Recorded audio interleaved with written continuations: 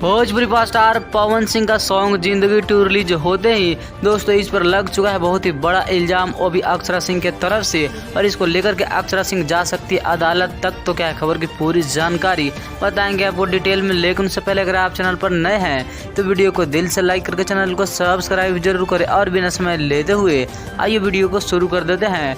दोस्तों Bhojpuri power star Pawan Singh का आज एक सॉन्ग आया जिंदगी 2। और दोस्तों यह गाना आधे ही पूरी तरीके से सोशल मीडिया पर वायरल हो चुका है, क्योंकि इसका टीजर ही पूरी तरीके से आग लगा चुका था यूट्यूब पर। और अब दोस्तों इसका गाना फुल वीडियो पूरे सोशल मीडिया पर चर्चा का विषय बना हुआ है। लेकिन इसी बीच अक्षरा सिंह ने दोस्तों इस गाने पर बयान दिया है। और दोस्तों उनका कहना है और उनके फैंस का भी कहना है कि पावर स्टार पवन सिंह का यह गाना अक्षरा सिंह के ऊपर गाया गया है जो सही नहीं है। और इसको लेकर के अक्षरा सिंह अदालत तक जा सकती है। दोस्तों आपको बता दें पावर स्टार पवन सिंह से जिंदगी से रिलेटेड है यह सॉन्ग जिसका नाम है जिंदगी। और आपको बता दें इसमें एक लड़की को दिखाया गया है जो पावर स्टार पवन सिंह से प्यार करती है और बाद में धोखा दे जाती है।